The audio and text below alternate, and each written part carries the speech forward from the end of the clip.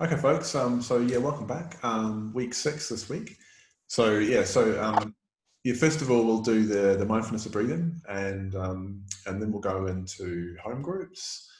Then we'll have a 10-minute break, and then we'll have some questions and answers. If you have any questions about the course, about your practice, we can. And then we're going to introduce the theme for the week, which is spiritual. And then we'll finish as we've done with previous weeks with setting behind practice for this. So just before we get into the meditation, I just wanted to say a few things about it.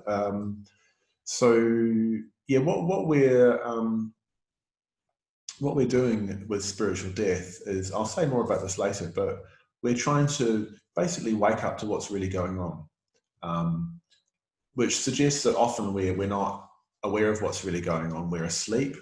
We've got a veil over our eyes. So we're trying to wake up to the reality of our experience. So part of mindfulness is just noticing what's actually going on. Just actually developing the integration, the ability to concentrate and be with what's happening, so that we can recognize what's happening. So that's a big part of what mindfulness practice is about, just knowing what's going on, being with what's going on, noticing what's going on. And there's another element to it, there's an added element, which is not just knowing what it is, but understanding what it is. So actually having a deep appreciation of the reality of what's happening. And so this is where wisdom comes in Buddhism, where the Buddha's teaching provides us with a kind of doorway to enter into that deeper appreciation, that deeper understanding about the reality of the situation that we're in. And there's a number of different doorways. The most sort of simple one and the most direct one is impermanence, is reflecting on the fact that things change, that things come to an end, new things come into being. So in this meditation, in this mindfulness of breathing, I'm just going to invite you just to explore that aspect of the practice. So in a sense, I'm not asking you to do anything new. I'm just asked because, the breath is changing. That's one of the things about it, is it doesn't stay still. It's always changing. There's a new breath, and then a breath that leaves.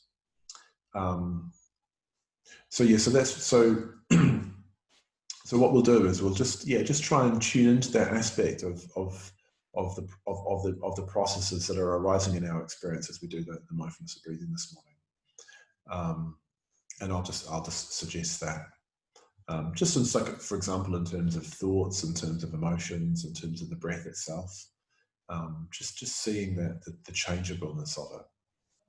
And then I might also, just at the end, we'll see how it goes, just add in a few little reflections, which will be like little verses. And when I do that, don't worry too much about thinking about what I say. Just kind of listen to them as kind of statements, and just be with them. Really, Don't try and think about them, as it were. Just sort of let them percolate in the mind. So that's what we'll do. So if you'd like to set yourselves up for meditation, and when you're ready, we'll make a start.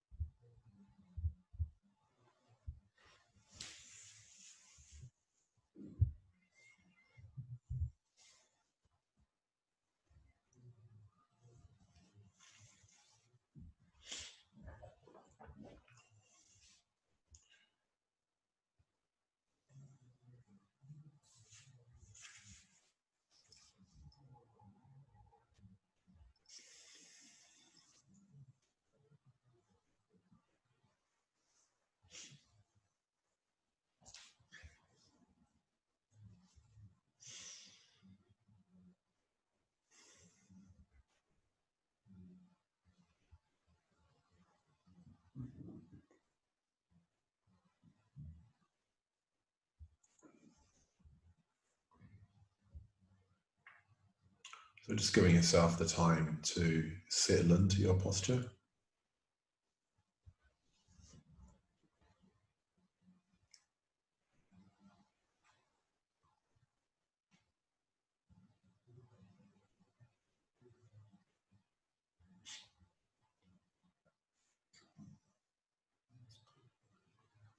And awakening a sense of where you are, the space you're in. That includes the sense of all the other people who are meditating this morning with us.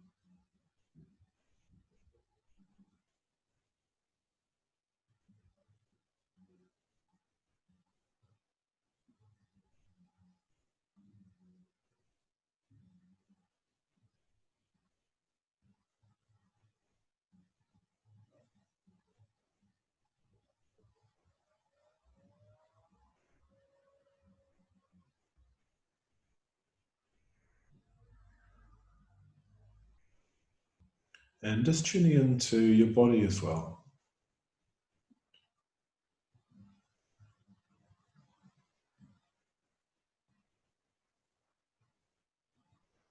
So tuning into what it is that you're sitting on, the contact, the feeling of contact with what you're sitting on.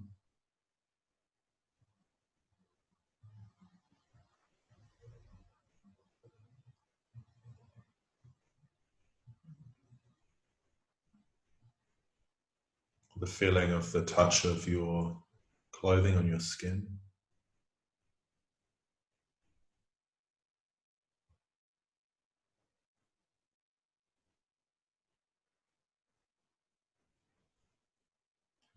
Your belt pressing against your belly.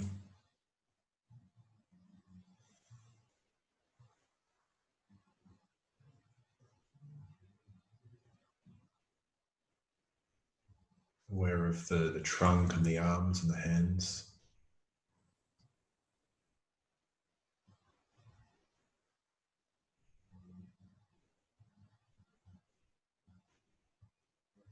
Aware of the head, the neck, the face.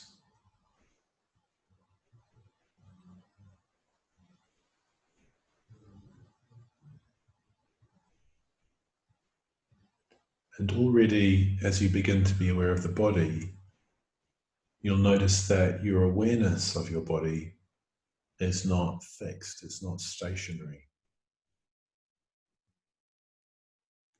It's not like an electric light. It's probably something more like a flock of starlings or a school of fish. A series of kind of flashes of awareness of different parts.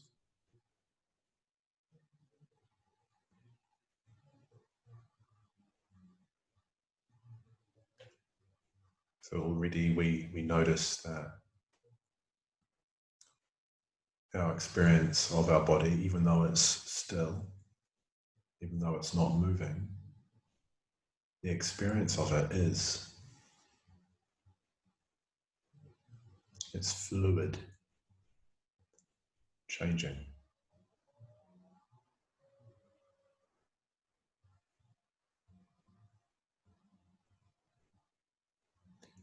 As is our experience of our thoughts. So paying attention now to thinking.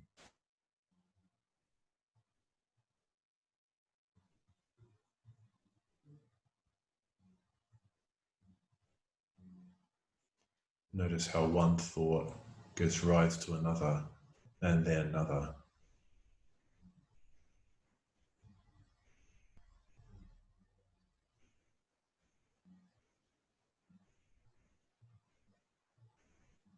That might seem to happen in a kind of random way, or there might be a pattern.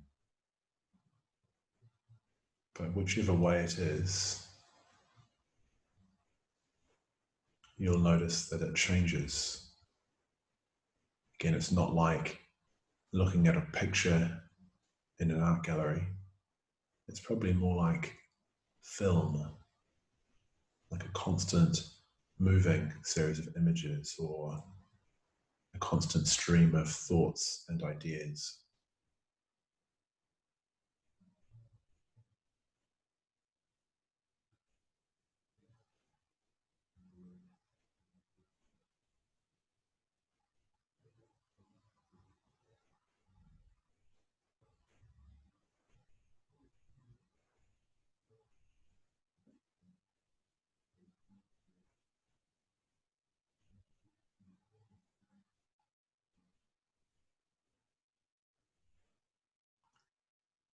And then there's our mood, the kind of atmosphere of our mind.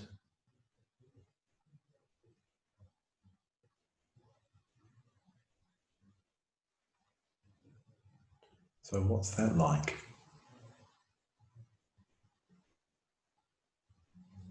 That might be a little bit more stable than your thoughts or your experience of your body. However, it also changes, maybe not from moment to moment, but from hour to hour or day to day. Again, you'll notice patterns of change within your mood. So that too is fluid, impermanent, changeable.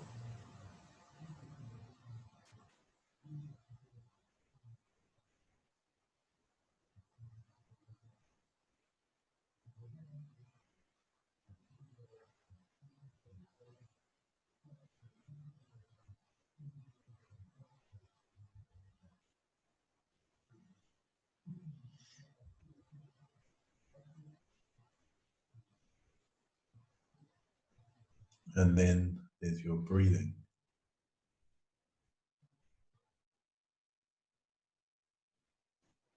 which is more stable probably than your thoughts because there's a pattern to it, the in-breath and the out-breath. So it repeats, but at the same time, it never really completely stays still. So breath is life, and life is movement.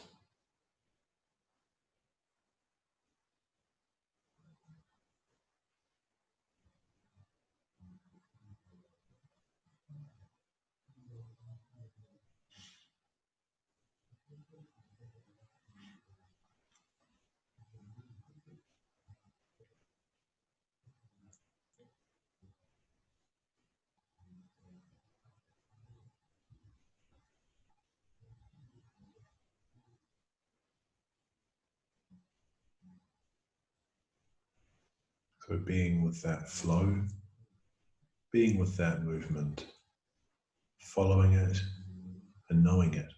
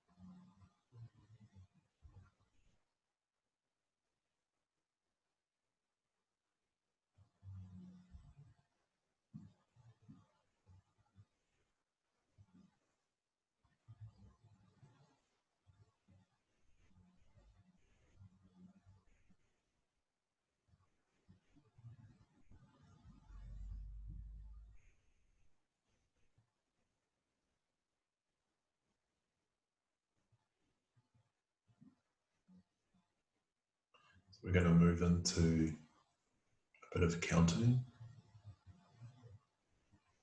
to help us connect.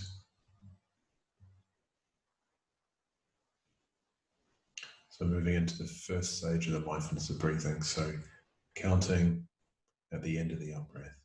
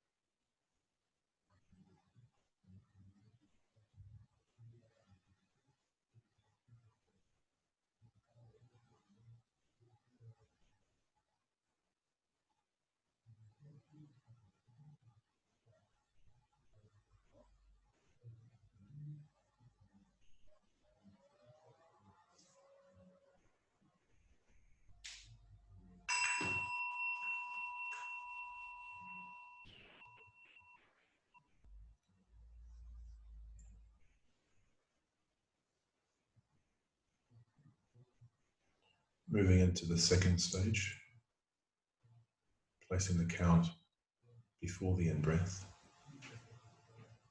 So awareness of impermanence also, as well as meaning noticing the ending of things, it also means noticing the arising of things. So being sensitive to the emergence into your stream of mind, of new qualities perhaps of concentration, engagement, enjoyment, and so on.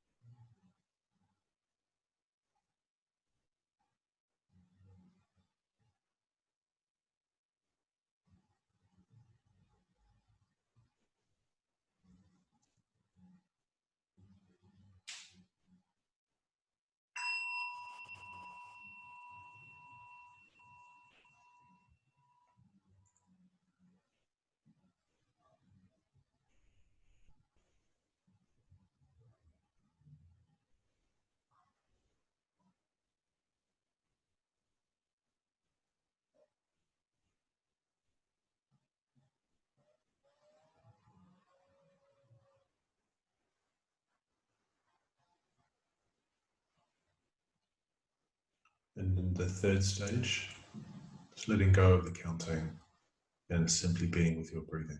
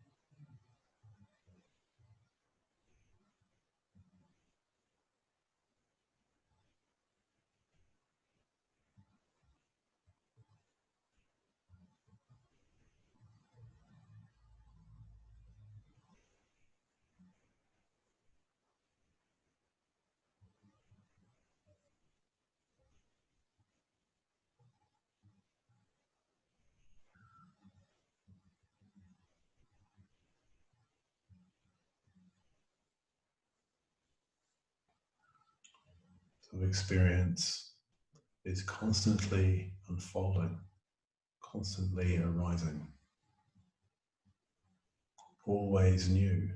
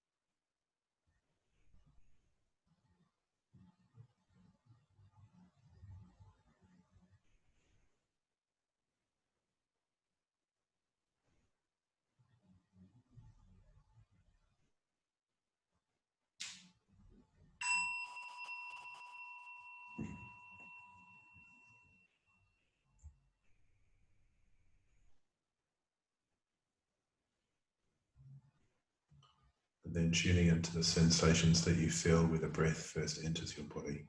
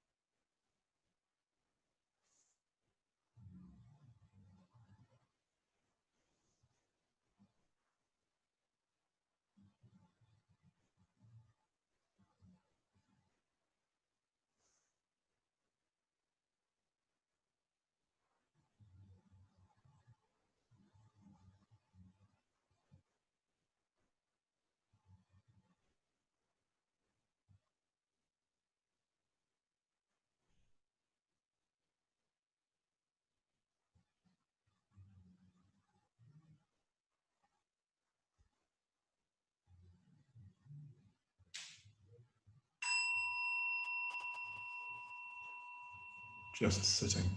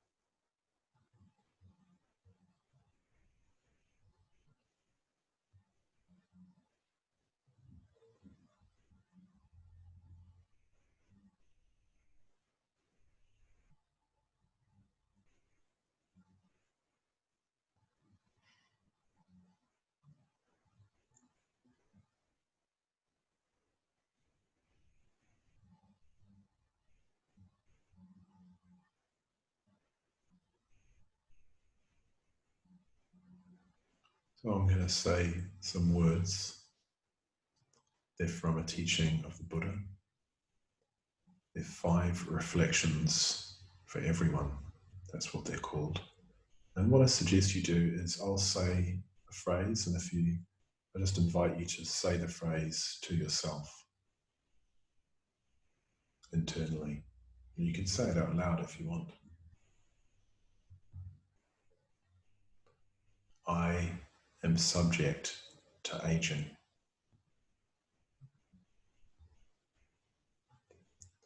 I will grow old.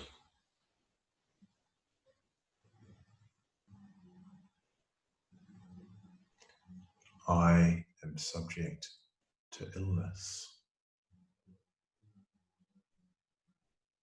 I will get sick.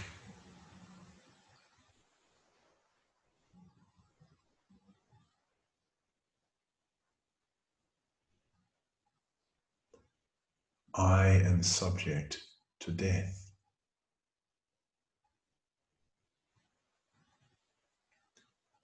I will die.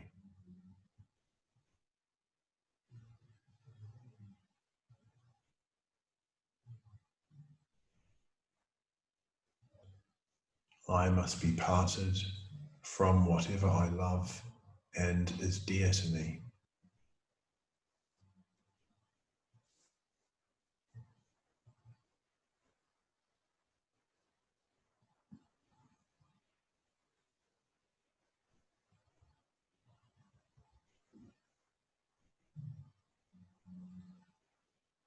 I am the owner of my actions.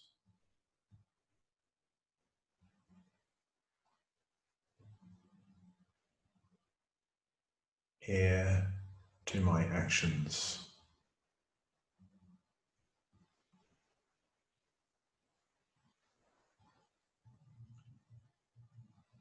Actions are the womb from which I have sprung.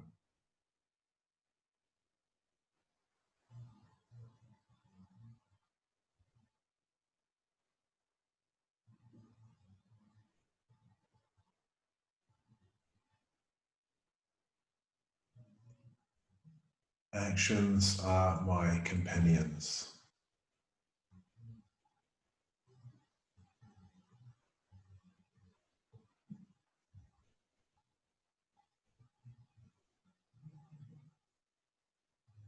Actions are my protection.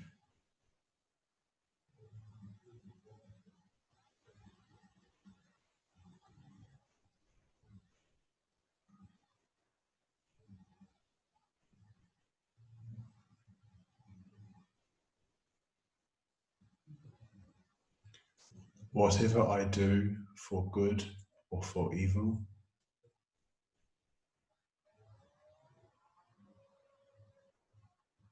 of that I will be the heir.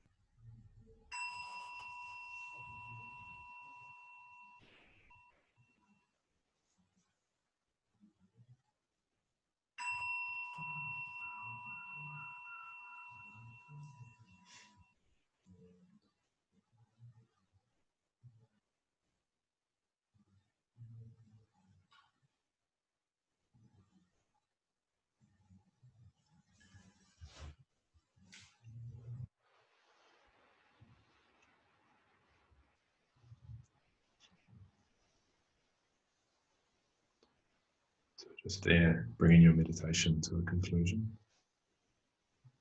in your own way. So last week we looked at firstly being less selfish, and then the mindful walk, the breathing space, and the mindful meal. We were to notice how we lock on to self through mental proliferation, through physical tension, the way we carry ourselves, our posture, and through negative states of mind. And we also were encouraged with the meditation to develop a quality through mindfulness of breathing or metta bhavana, then to relax and then just sit. So in terms of the groups this week,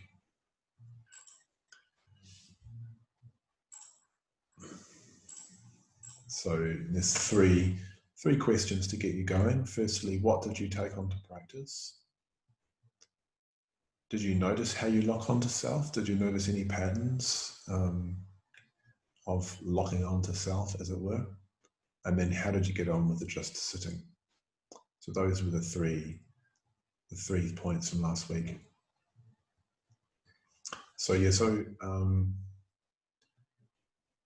Steve, if you could set the groups going now, and we've got 22 minutes to be in the groups. So I'll see you in about 20 minutes, 22 minutes.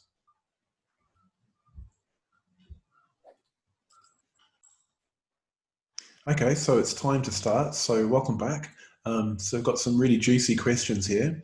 So there's a question from Michelle. She says, "Hello, Nyanadara. I find the words spiritual death very inappropriate. Would not spiritual birth be more appropriate?" So in a way, spiritual death is a bit of a problematic term. What it's basically trying to point towards is the fact that for genuine growth to happen, there has to be a letting go, there has to be a death, there has to be a letting go of a fixed view of self. So that's what the word death is referring to. That's what it's pointing to. You might find that it has unhelpful connotations. It's a strong word. I mean, death is one of those big words. And in a way, you can't really usefully talk about spiritual death without talking about spiritual birth, which we haven't got onto yet. So in a way, spiritual rebirth or spiritual birth anyway, you have to have both together. So we'll get onto that next week. So in a way, spiritual death is what you let go of. Spiritual rebirth is what you let go into. So there'll be more about that in the coming weeks. And really, they're two sides of the same process, but both are necessary. You can't really move into anything new without letting go of something old. And you can't let go of something old without having a positive sense of what you're moving into. You just can't do that. So that actually ties in with another question, which came from Mihal. We spoke about the reflection you led on death and illness.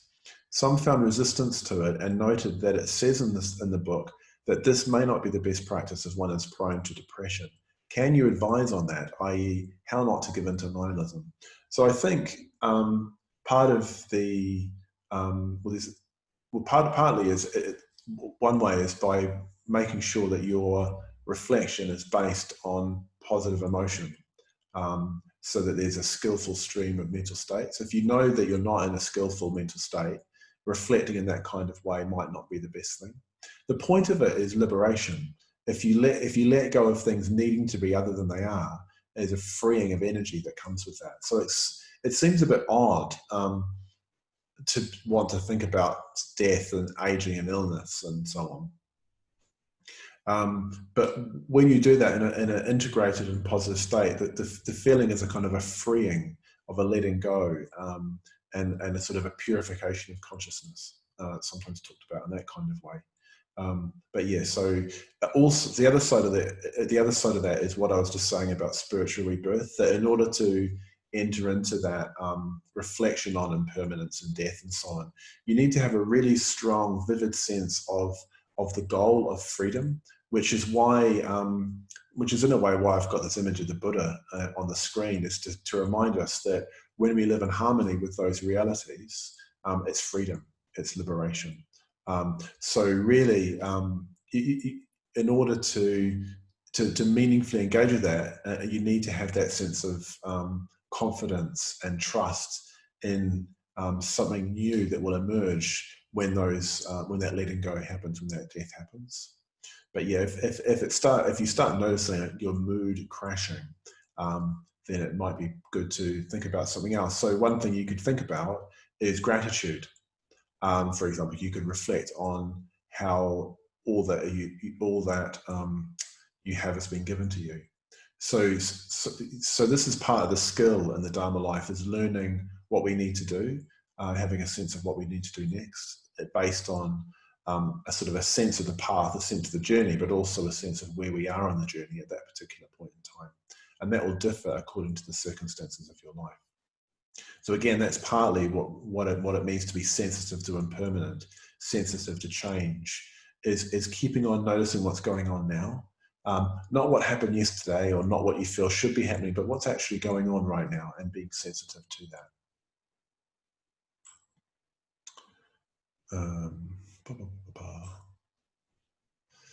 Oh yeah, so from Michael. Hi Nyanadara, I'm just wondering about the spiritual death and letting go of self. It feels like the modern world requires us to assert boundaries sometimes and show initiative and ambition. Does this marry with the Dharma life?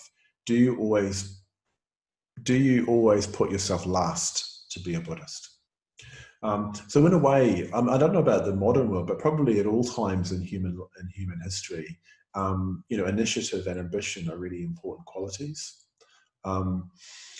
I think in a way that's what the stages of integration and positive emotion are about.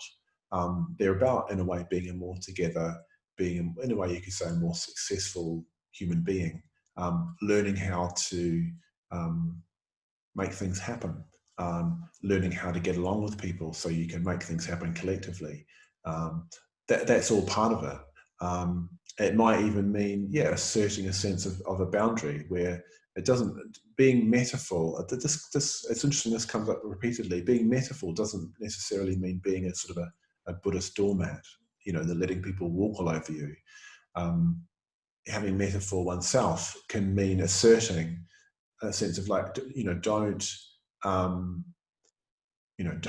do that. I don't like that. It's not. It's not good for me if you behave in that kind of way. I find that painful.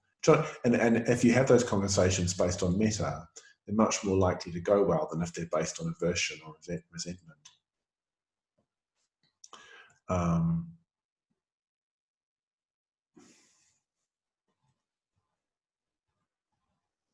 So in a sense, you're trying to develop a strong sense of self, and then in the stage of spiritual death and spiritual rebirth, kind of go beyond that.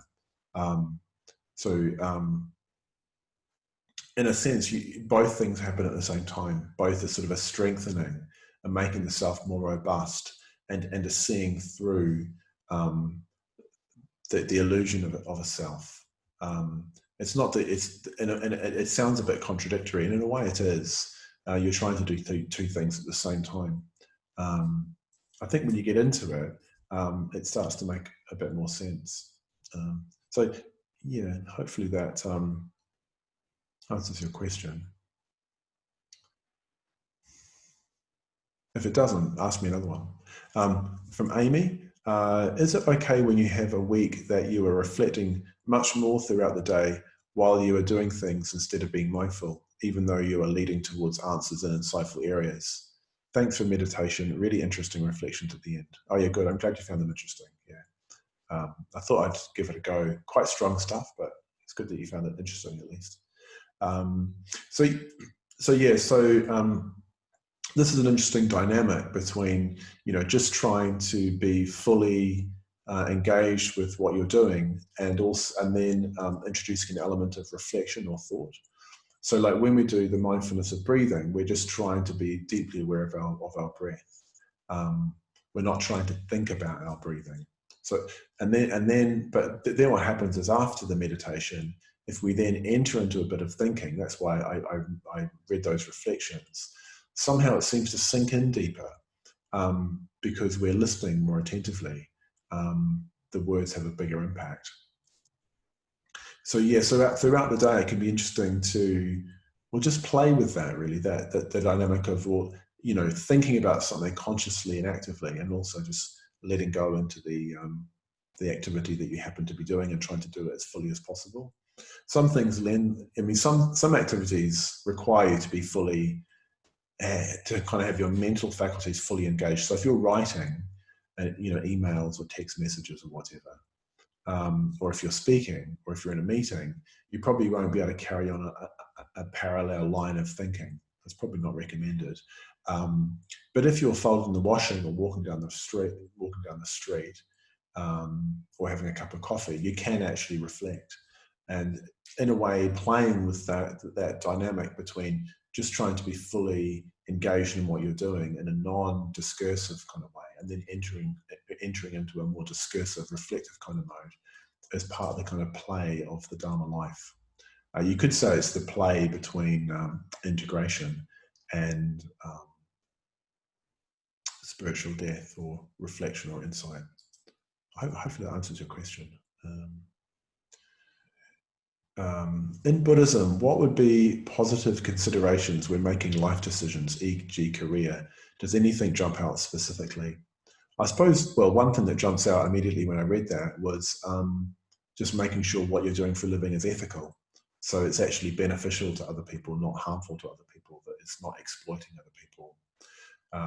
So that would be a major consideration, is, you know, is it actually an ethical activity that you're engaged in for your living? That's one of the kind of basic stipulations in terms of what's called right livelihood in the Buddha's Noble Eightfold Path, which is, you know, bringing those ethical considerations to bear on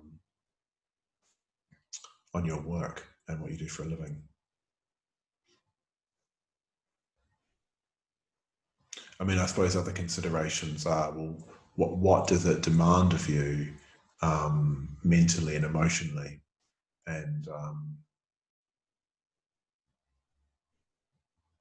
you know, what sort of environment will you be working in? There's another consideration. The difficult thing, isn't it? Because I mean, you also want something that will ideally be vocational. That, in other words, that will match your particular character. And that's one of those really difficult things in life, to try and, you know, find work that you really enjoy and that engages you and that draws out your strengths, and that you can also make a living from.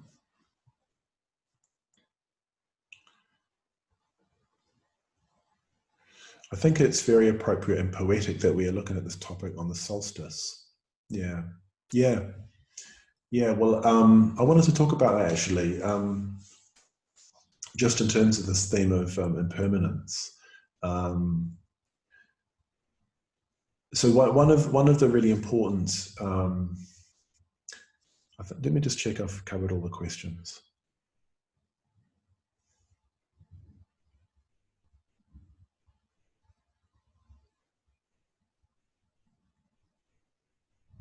Yeah.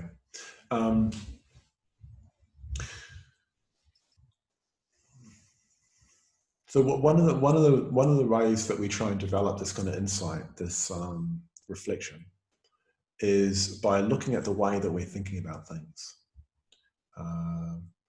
So we always come to what it is, that what we experience, with a kind of frame. We're looking at it from a particular perspective. And that's based on what we've experienced in the past.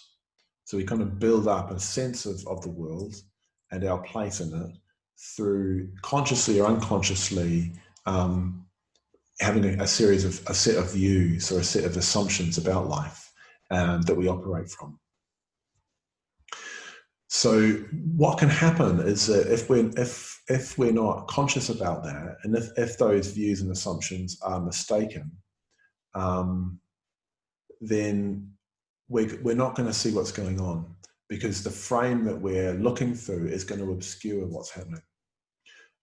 So a big part of developing insight, developing this understanding of what's really going on is looking at these views that we have, looking at these assumptions, these attitudes, these prejudices even that we come to life with. It's a little bit like having a map.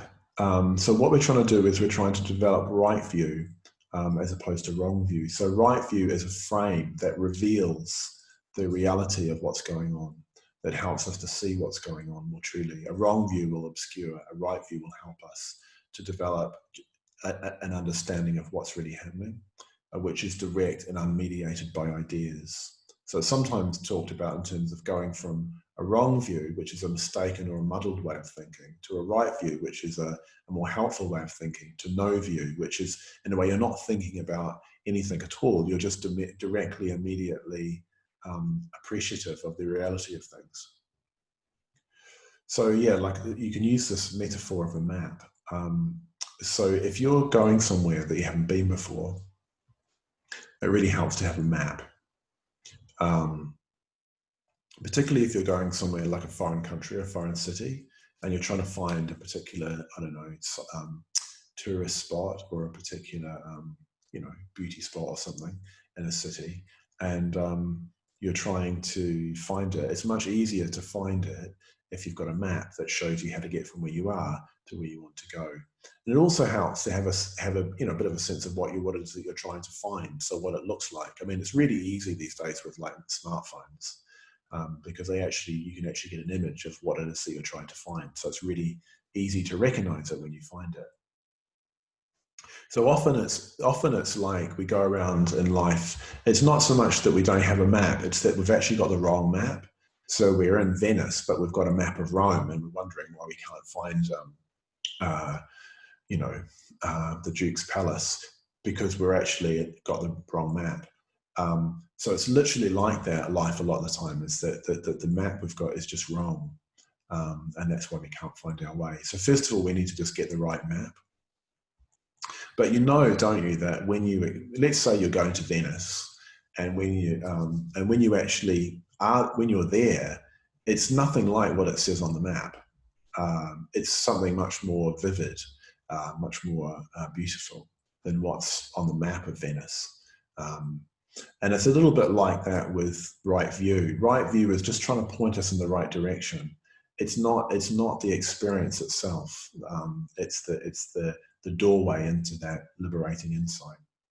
So that's the same with impermanence. So it's not that things are literally impermanent. Saying things are impermanent is not like a metaphysical statement. It's a way of thinking. It's a way of looking that helps us to see what's really going on and to live in harmony with what's really going on.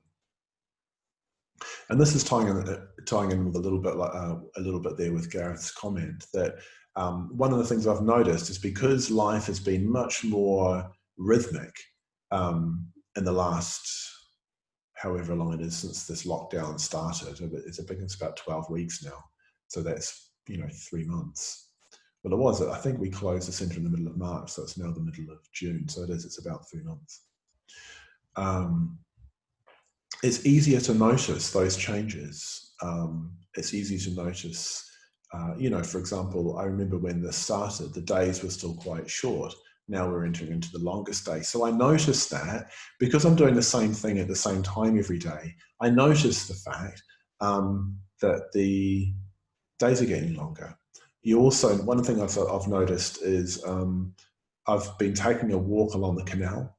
We live quite close to the Royal Canal, and I've been walking up and down the Royal Canal and seeing all the different flowers coming out, the different wildflowers. So we had we had dandelions, we had these beautiful yellow irises that you get by the side of the canal. A month or so ago, we had the May coming out, the hawthorn flowers, the white flowers. We had lupins. We had all kinds of things. Just you'd see them coming and you'd see them passing, and you'd really notice it more vividly because you'd do the same walk every day. And somehow the change seemed much more vivid.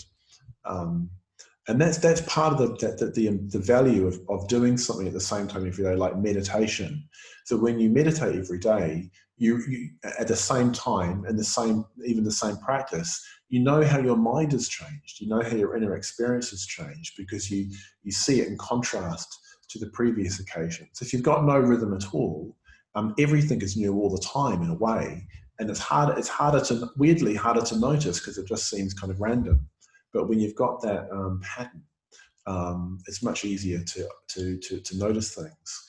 To notice the seasons, even to notice your own body. I mean, I was just looking at a video of one of the courses we did at the beginning of this, and I had really, really short hair, and now my hair is like a, I don't know, like a wild bit of wasteland or whatever. It's really wild and long because I haven't been able to get a haircut, and I kind of noticed that in a way that I wouldn't normally notice. I noticed the house getting dirty and the house getting clean when it's cleaned, and just things like that. And I think what those reflections were that we did after the meditation there is in a way deepening that noticing, and not just thinking of it in terms of weeks and days, but actually thinking in terms of lifetimes. Seeing how that's our lives are like that. Our lives come and then they pass away. So we're trying to see impermanence not just in the day-to-day, but also in the week-to-week, the month-to-month, the year-to-year, and even the lifetime-to-lifetime. Trying to see it at all different levels. And the point I'm making is that if we have a routine, it's much easier to see that because we notice the change as and when it's happening. So that's what I'd invite you to do this week, is to just try and notice change. So just going back to your question, Amy, I mean, when you're doing your mindful, breathing space, or your walk or your meal, you just sort of actually, the thing that you could try and reflect on is change. So try and notice change. Even just having the notion of change or impermanence in your mind means that you're much more likely to recognize it, in the same way that if you're looking at a map of a city, you're much more likely to know where you are. You'll see the correspondence between what's on the map and the street that you're standing on, in the same way that if you have the notion or the idea or a frame of impermanence in your mind, you're much more likely to notice it, to see it, and what's coming through your senses, and also what's arising by way of thoughts and emotions in the mind. So so in terms of the practice this week, I'll just share the practice. So the first practice, which Maitreya Bandhu recommends, in a way, what I'm giving you with a home practice is what Maitreya Bandhu kind of advises as the main points from the week. This, just to reiterate, I've said this before, but I'll say it again because the book has got so much in it. I think in a way Maitreya Bandhu's tried to explain the whole of the Buddhist path in about however many pages it is, 200 pages or whatever. So don't worry about the bits that you can't manage. Nobody could practice everything in the book. It would be more than a full-time occupation. So don't worry about it. Please don't worry about it. Just like I've said in previous weeks, just concentrate on one thing that you're going to do. If you can only do one thing, really, the meditation would be the best thing. If you try and meditate regularly, meditate at the same time every day, and really take that seriously, you'll be doing an awful lot that will have a powerfully transformative effect. So that's kind of, in a way, a base level kind of engagement. Come along to these courses. So it's really important to recognize that being here at this course is not just about learning how to practice at home, that the actual fact of listening and communicating and engaging with each other is part of the process. It's part of being on the path. This hasn't come up in the book so far, but just that being in conversation with other people who are trying to do the same thing that you're trying to do, it is itself part of the process of growth and change. Opening up to other people, listening to other people, and hearing their perspectives, and in a way, seeing your own perspective more clearly. That's all part of the process. So so do meditate every day, and do come along to the sessions. That'll make a big difference.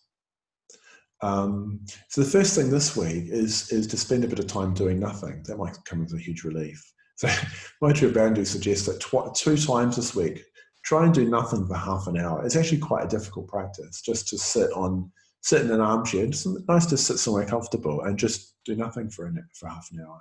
And like, I mean, this afternoon, I mean, it's looking like it's a lovely day outside. I can still see blue sky. So you might just go and sit on a park bench for half an hour and just do nothing. Don't try and do anything. Don't try and reflect. Don't try and relax. Don't try and think. Just exist. It's a little bit akin to what we've been doing at the end of the meditation in terms of just sitting. So just try and do nothing. You could even write it in your diary. Do nothing for half an hour, and really try and do it. You might ease your way in by having a cup of tea. So you might make yourself a cup of tea and sit down and drink a cup of tea, and then when you're done, you'll probably have still 20, 25 minutes to go. Anyway, so that's something to explore this week, to try and do that twice. It's not hopefully not too onerous. And then I've already said it, but the second thing this week, in terms of the mindful practices, mindful walk, breathing space, mindful meal, try and notice change and impermanence. Try and notice the fact that your experience is changing, what's happening is moving on, that things are arising and things are passing away. And then in terms of the meditation, you might like to try that reflection that I mentioned, that I actually read out after the meditation earlier, so that text is in the book. So what you can do is you can develop integration and positive emotion by doing the mindfulness of breathing and the metta bhavana. So you spend some time doing that, engaging with those practices, going more deeply into them. And then spending a little bit of time relaxing and just sitting. And then drop something in. You could just literally read that text. If you do it out loud, it'll have a stronger impact if you're able to do that. Or you might just say the word change or say the word impermanence. There's lots of different ways of reflecting on impermanence, but that's probably enough for now. Just to say those statements, I am subject to aging, I will die, and so on. In a way, you're just stating something which is a fact, and letting it kind of sink in. So again, a big part of what developing insight is just like really paying attention to what's true. We already know what it is. Probably intellectually, we're all convinced of the fact that everything's impermanent. But it's letting it sink in that's the hard part. So if we do that on the basis of a more integrated, more emotionally positive and responsive mental state, it's more likely to sink in, and it's more likely that we'll be able to live in harmony with those realities. So that's the home practice for this week. So first of all, doing nothing. And then secondly, in terms of the mindful walk, the breathing space, and the mindful meal, whichever of those you're doing, again, you don't have to do all of them. Notice change and impermanence. And then with the meditation, at the end of the meditation, just trying to drop in a little bit of reflection. So we've got a little bit more time, which is nice. I'll just give you a couple of minutes to reflect on what you're going to do this coming week. So what feels like the thing that you kind of think, yeah, I want to have a go at that. That feels like that'd be good. So you could even just concentrate on doing one thing that you're really going to do this week. So I'm just going to stop talking for a couple of minutes and just give you an opportunity to reflect yourself on what it is you're going to practice this week, and trying to be quite specific about it. Trying to be quite,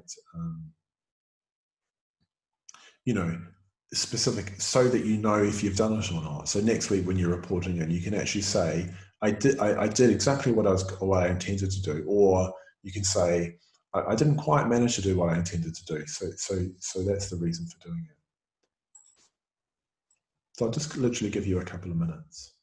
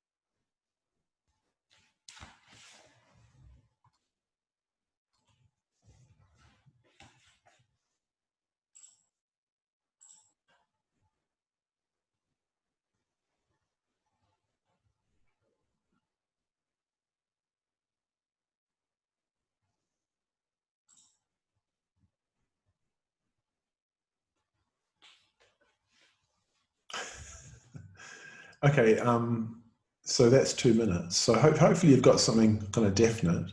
So I've just got a couple of questions, which is lovely. So the reflections that I read out in the meditation are in the book on page 206.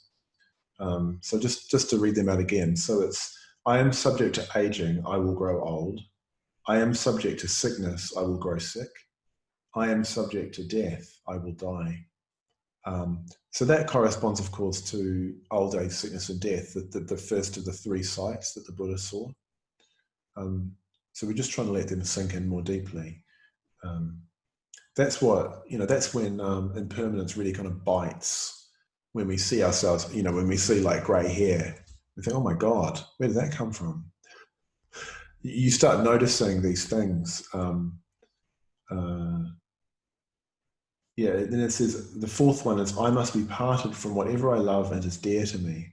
So what that's coupled with a sense, this is one of the sort of mysteries, that's coupled with a sense of metta. So it's not that you're trying to be indifferent or cold, but it's more that, as well as trying to generate a profound empathy, a profound sympathy with all that lives, you're trying to recognize that you can't hold on to those people. They're not your possession. So in a way, it sort of purifies, your metta of attachment and clinging. The big part of what, in terms of an attitude, the attitude that spiritual death is trying to overcome is the attitude of clinging and attachment. We're trying to free ourselves, to liberate ourselves. And the 5th one is, I am the owner of my actions, heir to my actions. That's heir, H-E-I-R. So it's as if we're descended from our actions. Our actions are what give birth to us. Like, spiritually speaking, in terms of birth, what gives birth to us, what makes us the person we are, our parentage, are our actions. So this is, again, just a reflection on how what we do makes us the person we are. So it goes on, I am the owner of my actions. So again, that's very much connected with integration in terms of agency. You're owning the fact that you do things and that those things have an effect. So I am the owner of my actions. I do things. The heir to my actions, those actions have an effect on me. Actions are the womb from which I have sprung. So it's taking that metaphor of birth a bit further. Actions are my companions, and actions are my protection. So it's just like actions, if they're skillful actions, they're like having companions, they're like having friends. They support you and they protect you, because if you've got a very strong stream of skillful mental states, of creative mental states that are in line with reality, that will protect you. It will stop you from doing stupid things. It will stop you from doing harmful things, harmful to yourself and others. And whatever I do for good or for evil, of that I will be the heir. So it's really trying to help us to understand not just impermanence, but also the conditioned relations between ourselves and the world around us, and the conditioned relationship between what we do and the sort of person that we become. And thanks for the comment, Greta. That's lovely. Thank you. Yeah, so that's it, I think. So you've got your practice for this week. Next week, we're going to be looking at spiritual rebirth. So looking at inspiration, looking at faith, looking at confidence, looking at trust, and where the sources of those things are. And just to remind you that, at the moment, we're doing all of our events on a donation basis. And I said it before, but I'll just remind you that, the only income we have at the moment is by donation. That's all the money that we have to run our staff, to have the centre, our internet connection, all of that stuff. So just to remind you about that, I've said it before, but I'll just remind you quickly. And is there another question? Yeah, Sam's just making the point that you can listen to that meditation again if you want, or any of the meditations on the YouTube recordings, and they're timestamps. You don't have to kind of rummage through. You can actually click on the timestamp, and that will take you straight to the lead meditation if you want to refresh your practice of them. And by all means use that if that's helpful. means you don't have to, you can just listen in again. So that's it. So if you've got other questions, as before, do hang around, do stick around. I'll be here for about another 10 or 15 minutes. Otherwise, yeah, I'll see you next week for an exploration of spiritual